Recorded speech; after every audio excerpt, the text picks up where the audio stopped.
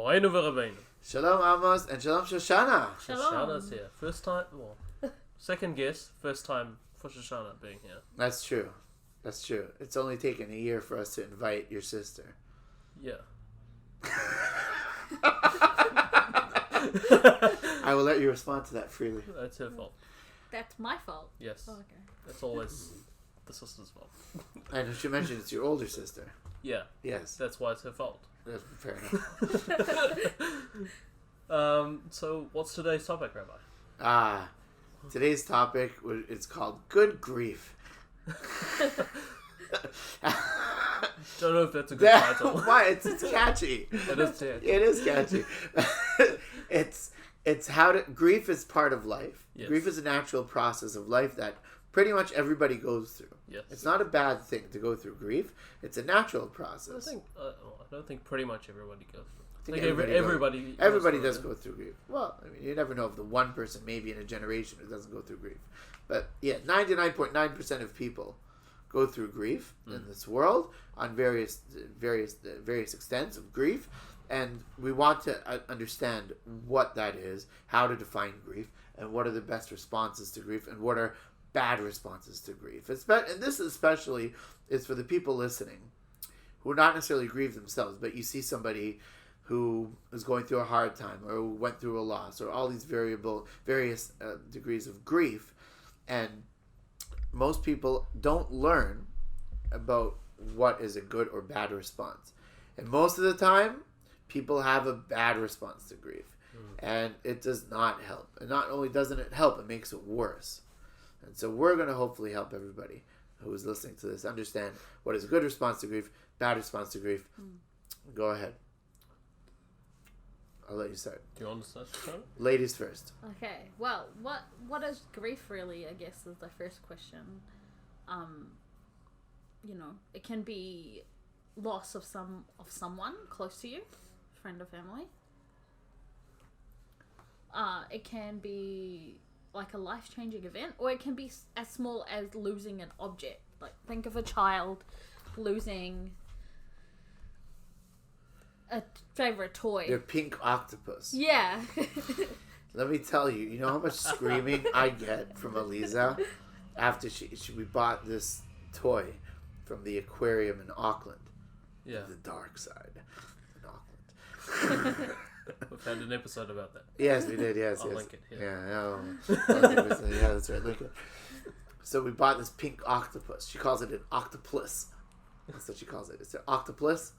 And when we don't find that toy, she screams for it until we find it. You know Eliza pretty well. You know she's very capable of doing that. For her, it's grief. She loves her octopus. She goes around with it everywhere. She takes it around with her. Look, it's my octopus, and it's pink. Why wouldn't you? Right? That's a form of grief. I remember like a different stage of grief. I once parked my bike. I was living in Tekoa, and it was a year before I came here actually, and I got a new bike in Jerusalem, and I was riding it, and I parked it. Very bad idea, by the way. I locked it, but I parked it by the one station in Jerusalem, where the old train station was, right? Tachana Rishona, first station, excuse me. I parked it there over Shabbat. I locked it. I did that every night because then I took tramps to Tekoa. I couldn't bike it. I couldn't cycle it to Tekoa, and I used it in Jerusalem to cycle. I parked it there, and then I took the bus and hitchhiked all the way to Tekoa. Anyways, I came on Monday, and it was gone, and somebody stole it. And I went to the police. It didn't matter, and I went through a good 3 to 5 days of grief because I really, really cared about that bike. Yeah. And it was like somebody ripped my soul out. Like it was really harsh. But the Talmud says if you steal somebody's possessions, it's as if they lost part of their soul. Like the Talmud says that it's a real thing. So it's not even an exaggeration. I mean, Eliza, a little bit of an exaggeration. She's a kid. She's 4, but still, you have a connection to it. Yeah, it is a form of grief. The other thing, I guess, with grief is that, I mean, like you said, it was 3 to 5 days where you lost your bike and you cared about that possession. But for someone else, it might be a month. It might be a year. It might be or it might be a couple of hours. Yeah, it could be a couple of hours. Yeah, it's a different different amount of time for different people as Right. well, with how you deal with that. And I mean, like we talked about, we briefly, or you like to talk about this, which is the 5 stages of grief. And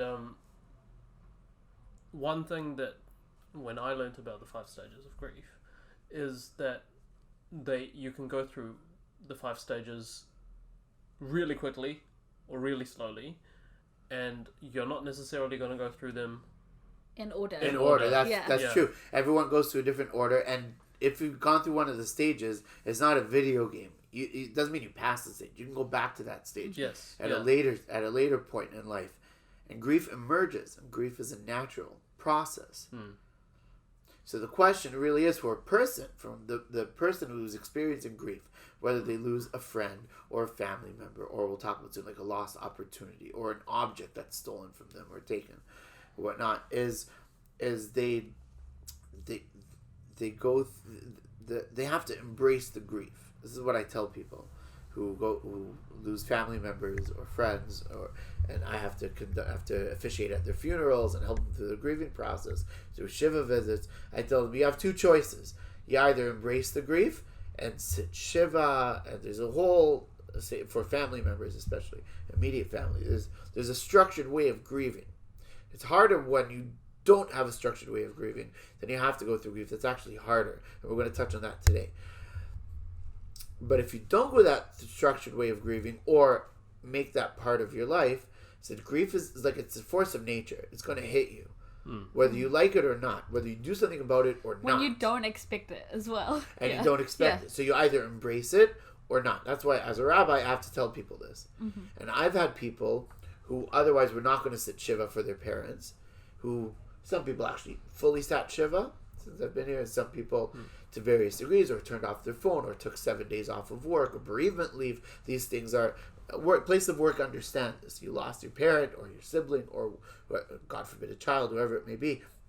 You can spouse, you can take bereavement leave. And they said, they thanked me. This one lady in particular, it doesn't matter who she is, she thanked me after taking 7. She otherwise wouldn't have done that. And she's like, it was life-changing for me. It was very, very important to do that. And it feels like some people try to avoid taking that time away to process. You know, a lot of people immerse themselves in work and life, whatever, to try to distract themselves from it. Yeah. Put themselves into work, throw themselves into work more. Those things don't help. It's just pushing off the inevitable. And then you end up in a pile of mess. Yeah. Later. No, but I mean, it's gonna come. It's gonna hit you eventually. A really bad analogy. And that itself, in the throwing themselves into work and stuff, that's one of the stages of grief. That's It's the start of it. Yeah, but think of any natural process. I mean, think of different ones. I won't get into analogies that are too grotesque. But if something's going to happen to a person's body, you either have to enable a thing to happen, because if you push it off, then what's going to happen? Whatever it is that needs to happen to the person's body naturally, it's going to catch up with them, and it's going to be more complicated, and it's going to endure longer. Yes. That's like when you say, "Oh, my hip hurts, but I won't. I have lots of stuff to do, so I won't go to the doctor right now." That's right. I'll push it off, and then it ends up being something more complicated. You either deal with it then. Yeah. That's right. Yeah. Or with any disease, you catch something early enough, and you know what to do. If you don't catch it early enough, then it gets more difficult. So for those who don't know, what's the formal being, like Shiva, Shloshim, saying Kaddish for a year?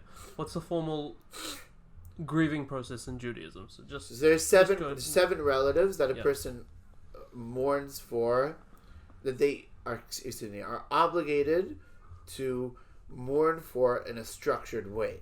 Yes. You have to be careful, because you can have an uncle or an aunt or a friend. This recently happened. A couple of community members this last week, or the 45 people who were victims of Meron, and everyone can care about them, and people can go through grief without knowing them. That's completely legitimate, and everybody can mourn them. but there's no structured thing. So you have to create a structure. We'll get to that. But but you're not obligated. There's no obligation to do something in Jewish law. No. The obligation is for 7 relatives. Who are the 7 relatives? Father, mother, spouse, whoever it may be, brother, sister, son, daughter. And son, daughter we'll get into maybe a little bit. I don't want to get to about if a child is born dead, stillbirth, or born alive and then dies within a month or not. There's various stages of it and various opinions about that halakhically. But we're talking about somebody who lived and then died, a child. God forbid. So for those 7 relatives, a person has to sit for 7 days in their home without working. And there's a lot of laws about that. We'll get into all the laws. But basically you have to sit in your home on lower chairs, cover the mirrors, have people make food for you ideally, have all the prayers in your home, and you're not allowed to Torah, you're not allowed to do happy things.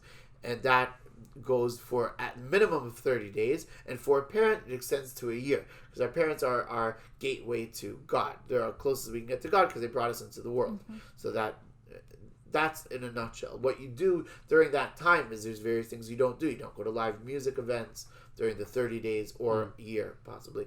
You don't go to movie theaters and things of entertainment. You don't go to weddings, and if you go to a wedding, you have to serve. Like my aunt, when she was mourning for her mother who passed away, her son got married that same year. Lag BaOmer just happened. Well, it happened years ago, but his anniversary just happened. Lag BaOmer just happened. And obviously she went to the wedding. It's her son. But what she had to do is she had to serve the food. That's the loophole. There's always loopholes. So she had to serve the food and serve food and pour water for people as a servant, and then she could join the party, quote unquote. Obviously, nobody's going to tell her not to go to her son's wedding, but she's in mourning, so you take it seriously. Yes, that's the point. So that's the structured way. One other things that we do is we say Kaddish, which is essentially sanctifying God's name, and it's really acceptance. So the 5 stages of grief are it starts from denial, it goes to anger, bargaining, depression, and then acceptance. This is Dr. Elizabeth Kubler-Ross. She is a world-renowned expert on grief. She talks about it. She teaches about it on a university level, and she's written books about it. I tell all the people that are mourning in this community about that. Most people don't know about her. It's incredibly important to read up on it. Doesn't mean you have to go through that process in order. It also means that once you finish the bargaining stage, you don't go back to it. Yeah. And denial is usually with the first thing that hits, but it could happen later. The way Judaism starts, it starts with acceptance. Because the blessing we say is, you say a blessing for the bad things just like you do the good things, and the bad thing, the blessing for things that happen that are bad. When you hear somebody that dies is, say Hashem's name, the full blessing, and Dayan HaEmet, the true judge. Yeah. So what does the true judge mean? That it's not a good thing, and it's not a bad thing. It's a reality. it just happened. It just happened. Yeah. So death is not good and not bad.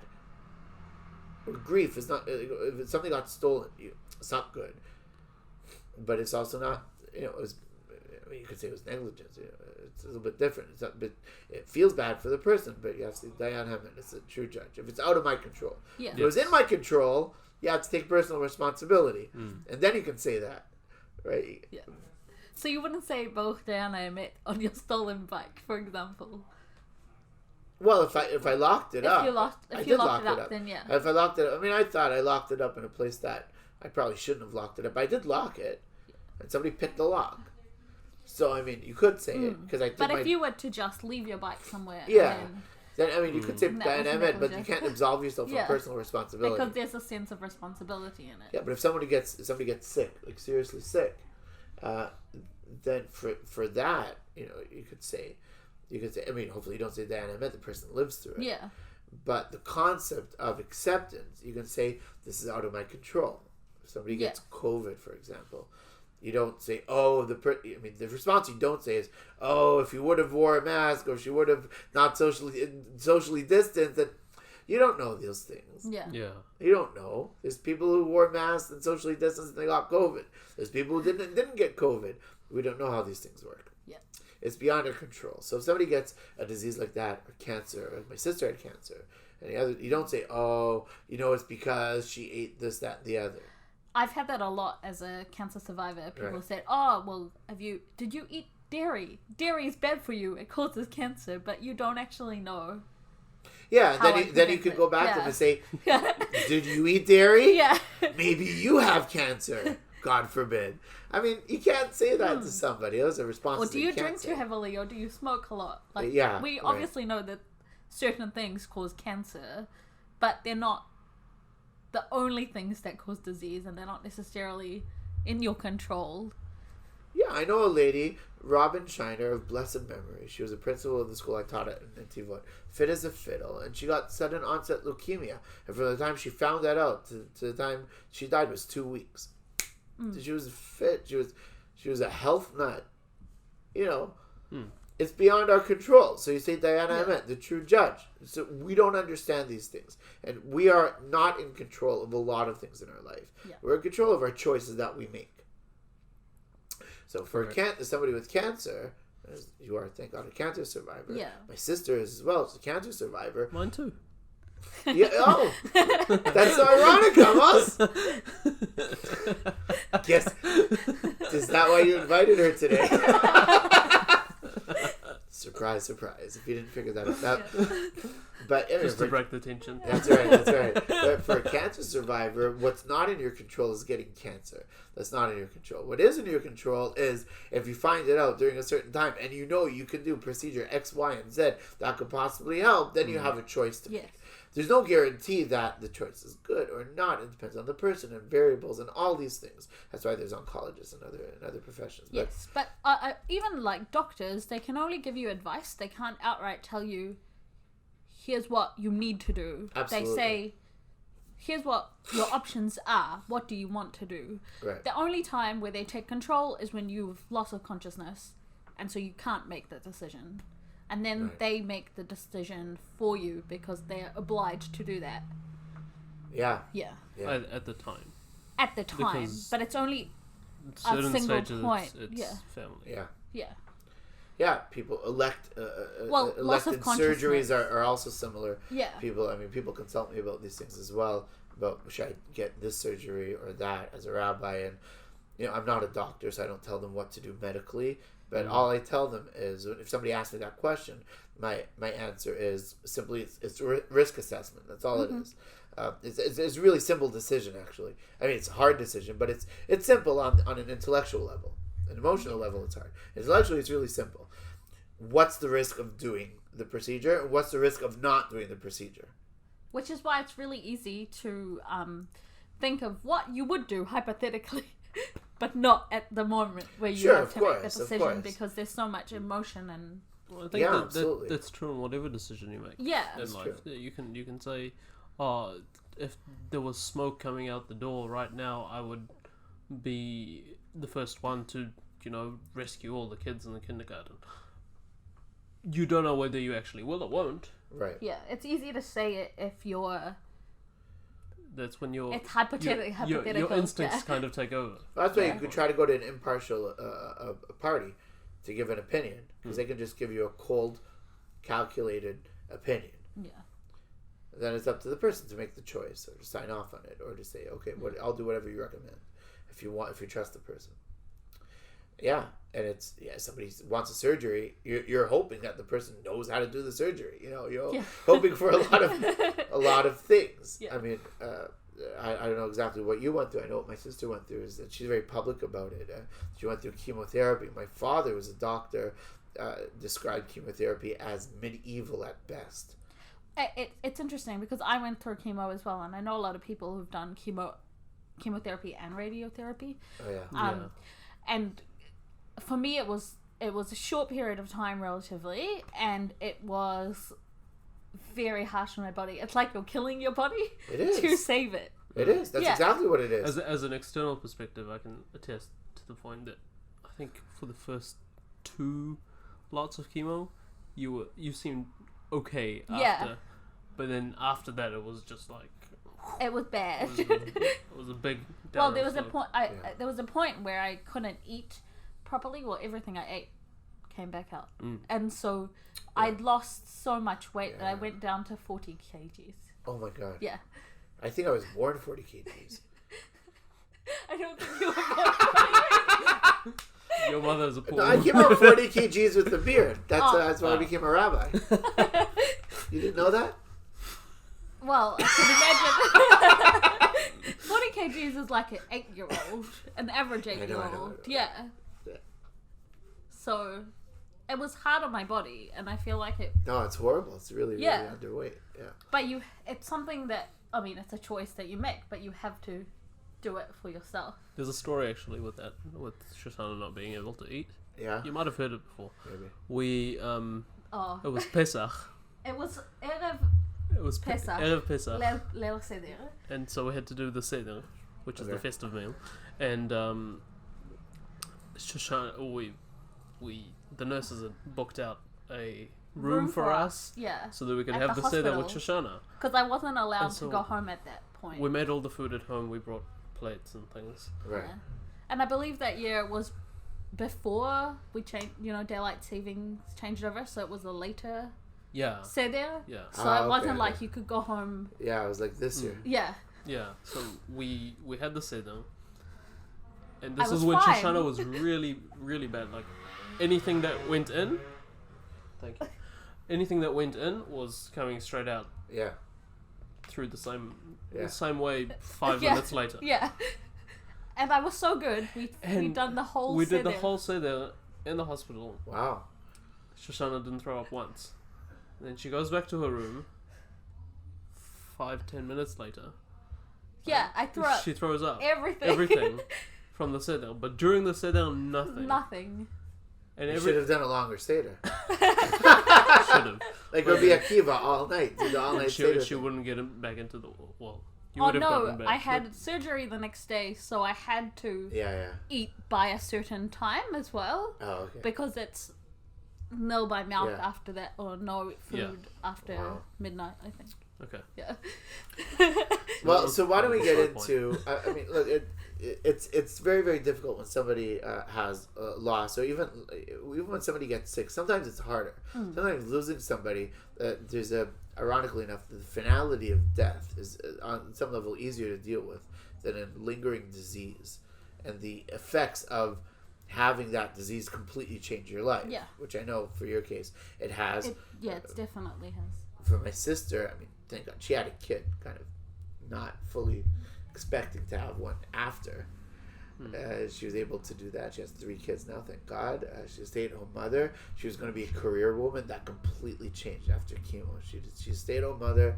Her husband has his building projects, and thank God they live really well in Toronto and fine, and she's very happy being a stay-at-home mother. She has a master's psychology, and she could do a lot of things, but she chose not to. At this point, maybe it'll change in the future. Yeah. She also got it very early on in her early 30s. So, but it changes your life, and that is a lot. Your life was going on a certain trajectory, Yeah.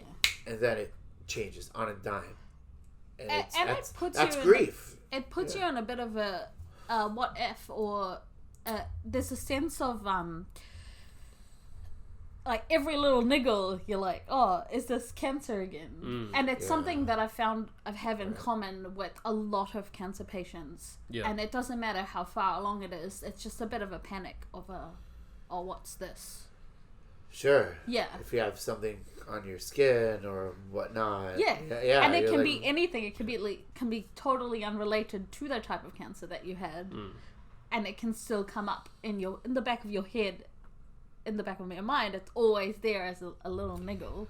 Yeah. Look, I have that on a different level. We had a stillbirth. We just started our marriage. We got pregnant a month after we got married, and then 9 months later, we lost our first child. This was a child before Nechama. One of the reasons Nechama is named Nechama Comfort is because she was born after this one. I would have had a 15-year-old now, Yeah. but I don't. Her name is Elisheva. She's buried in Hazorim by Poria Hospital, where she was born. She was born stillbirth, and she was born dead, eyes closed and everything, but full term, 39 weeks. And when I parent, I'm aware of it more now, but when we started parenting Nechama, every small thing that happened to her, I freaked out. And other people are like, oh, it's fine. But I was freaking out. Like, oh my God, is she going to die? It's not a conscious thing. It's in the back of your mind. I still have that sometimes. Not as much, though. So I have 4 kids now. So now, like, if Aliza, eats dirt, I'm not happy about it, but I don't think she's going to die.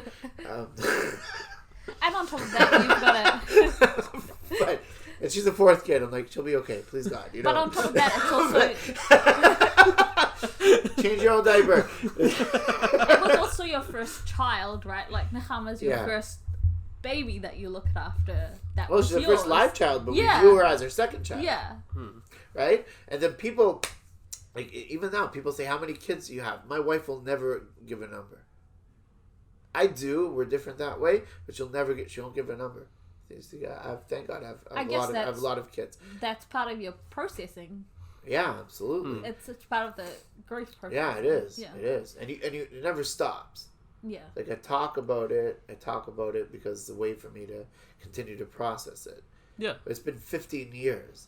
Yeah. And it doesn't stop me from living my life. It didn't stop us from having kids. It didn't, it was hard, especially closer on, but I embrace it as part of my life. Yes. I don't deny it. Very public about it. That was my decision. Other people have different ways of processing. All are legitimate as long as you process it and don't deny it, push it down, and then it just comes back up.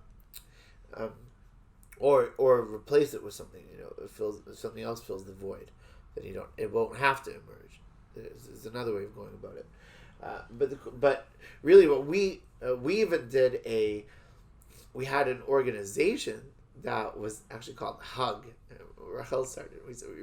We raised like 10 to 20,000 shekels to start this. It was before Nechama even, called Holistic Understanding of Grief. And this is something that Hug. Never knew about this. Yes. There's things that we did in our past. Rachel even wrote a book called God Cries Too, or Hashem Cries Too. Yeah. That I knew about. That you know, but that was part of this whole. That was later. But as a result of that, it's an award-winning book, if you ask me. While we're shouting out books, we have a friend who wrote a book. What's that? It's called. Excuse my language. This is the name of the book. Nothing more than that. It's called Cancer and All That Other Shit. Okay. It's a good title, by the way. Yeah. It's a great title. That's a good title. It's just not very... Oh, I want to read that. It's a very readable book. It's short and it's sweet and it's perfect. It's by Lauren Wepper. Yeah. Okay. Wep Dog, as we call her. New Zealand Kiwi? Yeah, Yes. she's a Kiwi. She's living up north. Okay. Yeah. But she's a good friend of ours, and it's all about it's about what do you say to a person who is going through that stage, and that ties well into a third point. That's right. So, how do you respond to someone who's going through that grieving process? So let's start with how you don't respond. How you don't respond. Yes. Usually, the common denominator between how to respond and how not to respond is like this. If you're responding in order as a responder, right? Meaning everyone has a response. Everyone naturally has a response. Yes. You don't have to say anything. That's the number one advice I have for people. You see somebody who's gone through a hard thing, shut up. Don't say anything, to be frank. Just don't. If that's really the number one thing you should do. Just not do anything. You don't have to. If the person wants you to say something, they will ask you. Yes. They'll let you know. Yeah. If they let you know that I want your opinion, do you think I got cancer because I had too much dairy? Like, if you ask the question, you can respond. I don't think any cancer survivor will ask you that question. Or if they do, or if you think, if you're like a really good friend, do you think I could have actually prevented this? That could be a real question. Yeah. I'm sure it does linger in people's minds. With my stillbirth, could we have prevented this? It's a question that was always going to linger in my mind. Or have I done something wrong to deserve have I done something wrong? Is that's a theological question. Yeah. People come with me with that. Yeah. Usually the answer is no, or if it's yes, then I don't know. Only God knows, and we don't. Rav Soloveitchik always says, "Don't look for the why. Look for the what I can learn from it." This is how to deal with challenges. Don't search for the why. We don't know, unless there's a prophet in your life, you can go to, and you can say, okay, you got this because of that. But even then, even if you know that, it's not really going to help you. Yeah. Like, okay, well, if you would have done this, I mean. And what can you change about it? You can't change yeah, you can't change anything. That's the point. The point is what I learned from it, and how can I move forward? How can I move forward with it? There are people. There are people who have, who are not only cancer survivors, but think of people who went through the Holocaust. Really awful things. Not to minimize what you went through, not to minimize what I went through. So everyone goes through their own challenges. Yeah. Right? So it's not to minimize anything. But somebody's a Holocaust survivor, and their entire family died. Like my grandfather, bless his memory, him and his father survived. The rest of his family were murdered. It's awful. And then he grows a family. Like the question is, what do you? He never spoke about it. He decided not to speak about it. He didn't really process it that well. Like I can say that without any judgment. I don't know if I'd process it any better. There's other people who do process it. There's people like Elie Wiesel, who became award winners and famous people because they used their grief and the trials and tribulations they went through in order to give back to others. But how do you respond to that? So the answer is really nothing. And if you're going to respond to it, think about what the other person actually needs, not about what you need as a responder. And that's really the number one thing. There's a sense of human nature, and I think this is specific, that's more common in men, where they try to fix things. Yep. It's very common in men to say, oh, well, how can I fix it? And so they want to help you out, and they want to do something that will patch it now, but it's not necessarily going to help. It's almost for them to help themselves deal with the feelings than it is to help that person grieving. That's right. Yeah. And one of the worst things to say is the word "at least." We talked about it before the podcast a little bit, right? At least. So it could be, for example, in my case, we had people meet us after the stillbirth, and one of the all these stories came out of the woodwork. Apparently, half the people in the town we were living in the Golan had a stillbirth. It seemed like that because they all came to us with all these stories. We had a kid that died, and we did. So did we, and so did we, and so did we. And look, and now we have 18 kids and 3,000 grandchildren. 3,000. We kind of 18 talked about million great grandkids about everyone coming out of the woodworks briefly last time that we talked about it, and it was like you can't really come to a conclusion about that because that's sometimes good and sometimes not so good with everyone coming out saying it almost feels like you're not alone, but then there's a sense of is this person just saying it because I went through this thing? Did they really experience it? Which is why and I think they may have. But a lot of people will say something like, "Oh, I know somebody who went through it." That's why I think it's in the middle. Help. Yeah. That's why I think it's in the middle. The at least thing, terrible. Yeah. But so at least you're still young. I mean, this is one of the things we got right. At least you're still young. You can please God have more kids. At least you have other options. At least you have other options. Yeah. At least you're not dead. At least your wife survived it. I mean, I was worried that Rachel wasn't going to survive the stillbirth, to be frank. I didn't know. And thank God she did. Thank God. But at least, it could have been, or it could have been worse, or then the worst is, I have a friend. He got cancer, but then he died. Like, I feel bad. Then what happens? You end up consoling the other person who's responding to your grief as a cancer survivor. And you're like, something's wrong with this whole picture. Yes. This is not we the know way a it's couple of supposed those to be. as well. Yeah, we do. We're not going to name names. No, There's a certain person, to me comes to mind. And she tries her best. But she always talks about doctors and nurses and things like they're not trying to help. Like they're trying their best. We know that they're trying their best. Because they're trying to give you the help that you need. Yes. Yeah. But bless her. Bless her heart. Amen. Yeah. So saying at least is always 100% of the time not helpful. No. Mm-hmm. That's never a good response. What is a good response? Really, what do people need? I mean, I mean, what do you think? What would somebody going through something like that, going through grief, need? Biggest things is when you go to someone and you're sharing your story with them, you trust them, whether you're open about it or you're sharing it one-on-one with someone. All you want is for them to know that part of you. Right. You want them to listen. You want them to know what you've gone through. And if you want advice, you will ask for it. So let's go into that a little bit. So yeah. Why would you even tell anybody? Like, how does that help you? It helps you process what happened. It makes it real. Mm-hmm. Well, with cancer, the chemo makes it real as well.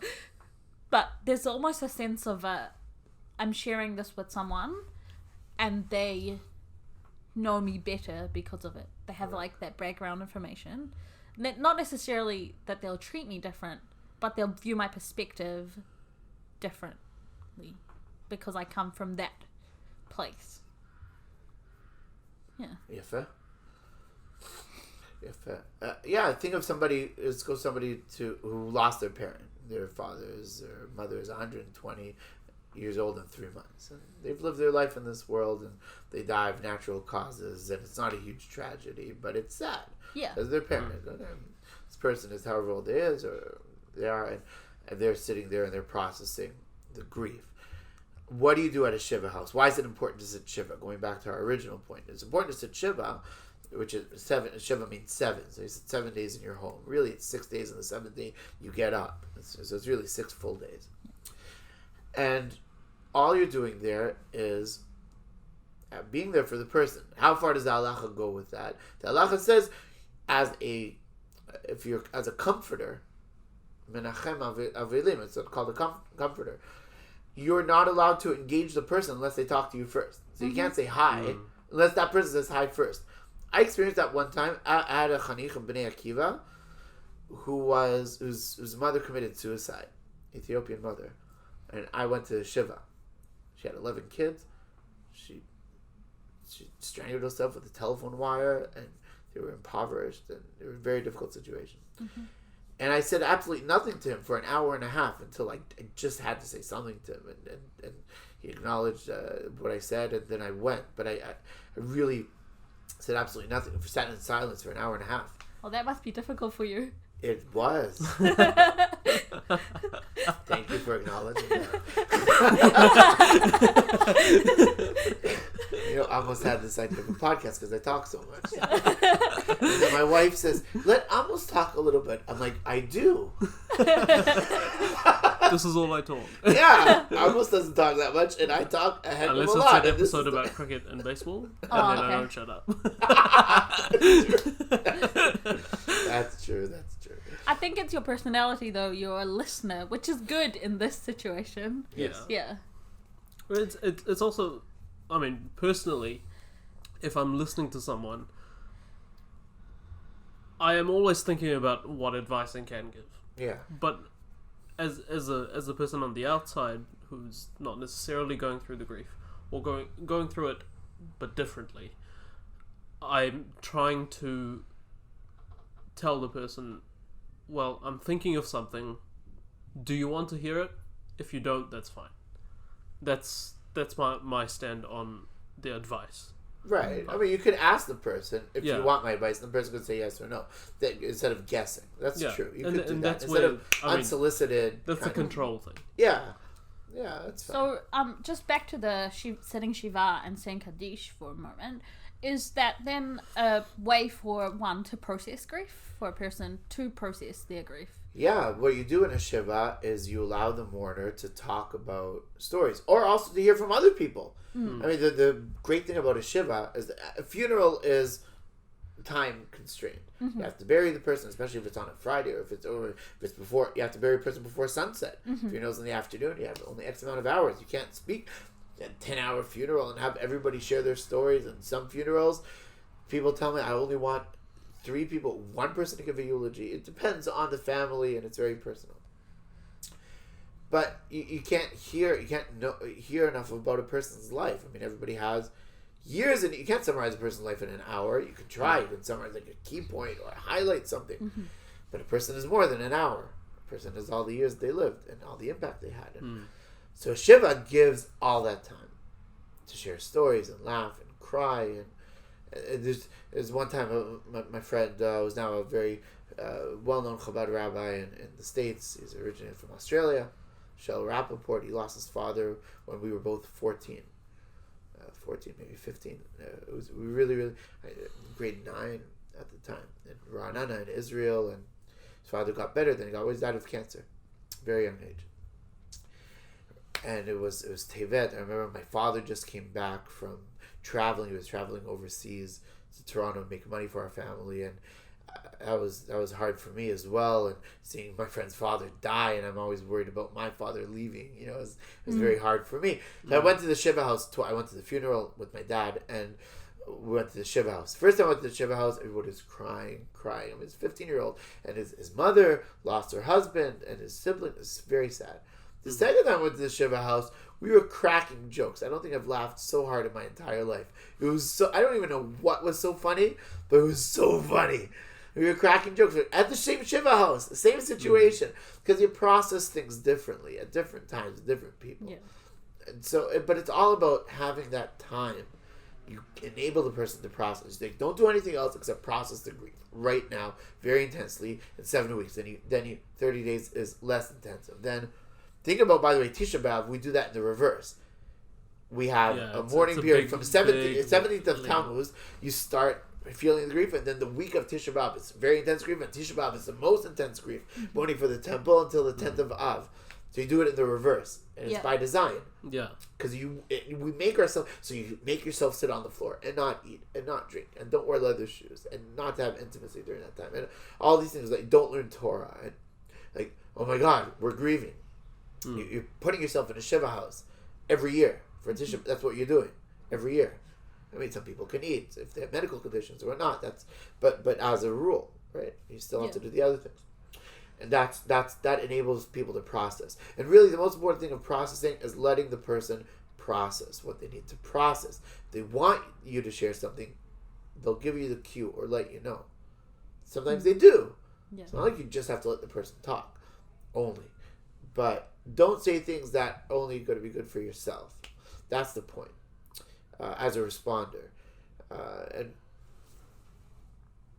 yeah, it's about being with the person where they are, and that's all that you can really ask for, because then you help them overcome their situation and move on. It's all about overcoming the difficulties and being able to learn from it and move on with your life. But also knowing that it's not necessarily going to pass on completely. You're always going to have moments as a person grieving when you are back in grief, even if it's years on, even if it's 2 weeks later. It comes and goes, and that's okay. Yeah, but you can also use it to fuel yourself. You can use the situation you went through to propel yourself in life in a direction that otherwise you may not have gone to. Yes. And that's the goal. The goal is to incorporate it into your life. If a person can. Not everybody can. Well, it's part of your way of dealing with that grief, right? If you're willing to share it with others and incorporating it into your life doesn't necessarily mean sharing with others. But think about even in a situation that we didn't talk about yet, like when Lord Rabbi Jonathan Sacks passed away. Yeah. Which is incredibly tragic for the entire Jewish people. And possibly for the world. He's a world-renowned rabbi. Possibly the most well-known rabbi in the 21st century. Probably, hands down. Fair comment. Huh? That's a fair comment. Yeah. And everybody from the Queen to regular folk to academic folk everywhere. Jewish Everything Under the Sun podcast. Yeah, everything under the sun. Brought to you by... But think about all the Torah learning that people did as a result of his passing. Yeah. I mean, just think of that. And all the things that are dedicated in the memory of Lord Rabbi Jonathan Sacks of blessed memory. The fact that we had him, by the way, in Wellington, in our shul, as his final guest appearance outside of the UK.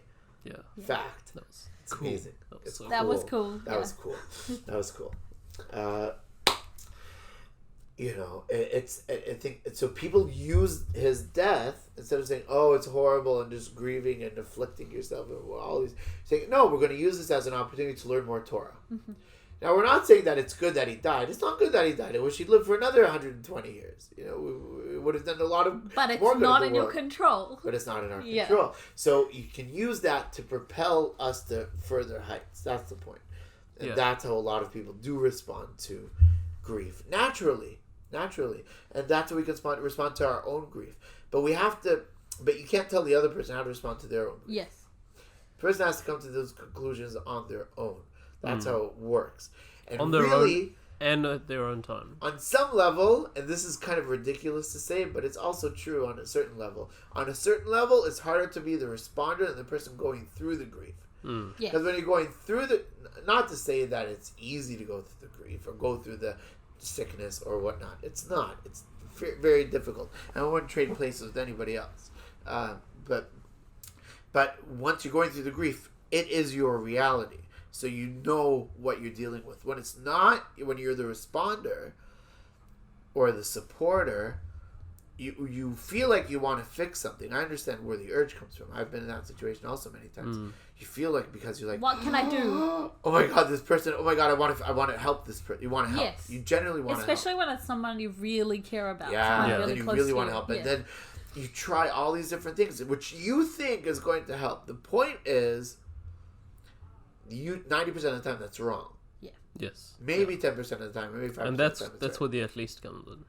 Yeah. So at least you can, now you feel better because at least you're not dead. And the person's like, I don't feel better. Go away. I don't want to talk to you. And that's the hard bit about it, because it comes from a good place. Mm-hmm. It comes from someone wanting to see you and feel better. But the way to hell is paved by logical conclusions. Yeah, exactly. And good intentions. And good But also, sadly, a lot of the time, it keeps that person away from you. So they don't want to say the wrong thing, so they avoid you. Oh, that's another thing that we did experience around the stillbirth. People avoided us. And that was actually a very difficult thing. People I don't know how to deal with this. Yeah. I don't know how to deal with this, and they just literally like give us silent treatment. And that was hard. It's a similar situation with going through cancer treatment and people not knowing what to say. And I have, thank God I have very good friends and I didn't experience that so much, but I know of people who did go through that and they lost friends as a result, because it was just I don't know what to say to this person, so I'm going to avoid the situation altogether. It's the same with family. Yeah. Such situations, they'll either bring everyone closer together or it rips it to shreds. It's one or the other, usually not. And for all the horribleness that it was, Amos and I are closer than before. Yeah, not to say that we weren't close. Yeah. But we have a different relationship as a result of that. Yeah. Absolutely. Yeah, look, it provides the I still blame her for everything. I think it's in Japanese. This is a Japanese thing. That challenge. I think the word for challenge or something else, an opportunity, are the same. I same symbols. Yeah, it's either challenge or difficulty. One of the two. An opportunity. Possibly kanji stuff. Are the same images. Characters. Because essentially that's what emerges from this, and that's the goal. Opportunity emerges from. I mean, think even just about COVID. Nobody thinks, oh, I'm glad we had COVID in the world. No, I don't think anybody thinks that. If they do, they're sick. No, but then out of COVID, some people got to do, online businesses that. Well, that's the thing. So the opportunity that emerges from it. So you can say two things you can hold at once. You can say it was bad that it happened, and it provided opportunity. And that's the real word that you use. Use the word "and" instead of "but." Yes. Yeah. That is David that for us too. That's the number one thing that we learned. It was difficult, and we emerged from it stronger. Yes. If you say "but," and this is I guess if you want to say something. If you want to hold, you can help the person hold their grief. And if you're going to be the responder, what the person can't do, we can't do holding our own grief. What we can do for somebody else is we can hold their grief. And and they want to give it to you. They want just hold my grief for me, and then I'll take it back. And that's really what you do. Yes. It's like passing. Imagine somebody's holding a heavy. I guess the analogy is, imagine somebody's holding a heavy burden on their shoulders, and it's their burden. It's not your burden as a responder, but they just want to give it to you for like 5 minutes, and then they have a breather, and then you hold it with them. It's like when you share. Breathe on me. When you share That's that an song. experience with someone, it feels good. It's like you're getting it off your chest. Yeah. It's like there was this gap that needed to be filled, and then you're letting it out. Yeah, so as a responder, all you're doing, you're holding somebody's grief. Yeah. That's all you're doing. And what do you do? How do you hold something out? You don't fix it you just put it in your hands, and your hands are open. And they put it in your hands, and you hold it. And they say thank you. True empathy. That's true empathy. That's it. It's all it is.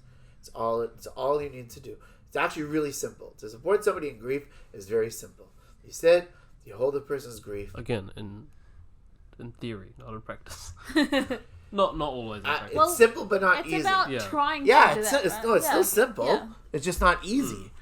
Or doing your best to get to that point. We get in our own way, so that's why it's not easy. Yeah. But it's really what you do. It's pretty straightforward. You just listen to the person, hold on to their grief, and that's it. That's it. And if they say, "What should I do?" you can offer advice, or you cannot offer advice. But the default is don't offer advice. If you're not asked. If you're not a medical, so what advice are you going to? People come to me for advice as a rabbi, and I also have to be very careful what advice I give them, what advice I don't give them. Just because I'm a rabbi, I'm not a professional in other fields. And it's about what you can do as opposed to what you should do. That's right? also true. Yeah. That's right. That's right. And so I also have to be careful. People come to me as advice as a rabbi, and I can overstep very easily. So I have to be careful not to overstep. So if somebody wants advice about their medical condition and to have a surgery or not, I get these questions sometimes. I have to be very careful. I said this is how to frame. The only thing I did is how to frame a conversation. Is how to frame the risk. But I'm not going to say you should or you shouldn't, or medically speaking, or then I overstep my boundaries. That's another swing. Yeah, it's out of your scope of practice. It's out of my scope of practice. Yeah. It is. If somebody comes to me for relationship advice, even there's things I can help with, but then I say, but I'm not a couples therapist. I'm not I can't. I'm not gonna do that. You can't fix it. Well, even a couples therapist can't fix it. But I'm also not going to speak to you as a. I mean, I've done personal coaching.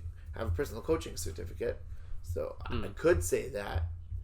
Could coach people through things. But if even so, they turn to me as a rabbi, not necessarily as a personal coach. I also have to be careful. Yeah. The fact that I've been have a certificate. And even in that aspect, you don't really tell people do this. You give them the options. Well, that's right? a tactic how to do it. That's correct. Yeah. But even the doctors who can say, we recommend 1, 2, and 3. Yeah. Yeah, they also have to be careful. They can also be sued. They're also liable, but not just because of that. At the end of the day, their it's life job. or death. Well, not just that. Yes, yeah. of course, but it's also the person. Who makes a decision about a person's body? That's a question. It's a real question, and you talked about conscious, unconscious. It's a really interesting split, but that's a concept for another time, maybe next podcast. I think that's us. So this has been another episode of Everything Under the Sun. Like, comment, share, subscribe, follow us on all platforms. Yeah, and Shoshana can also come to discuss things that aren't related to cancer anytime. Okay. This is your invitation back, because he knows that I wouldn't do it. Yes, I know. You need an outsider to invite your sister back. Thank you very much for listening. You'll hear from us next week.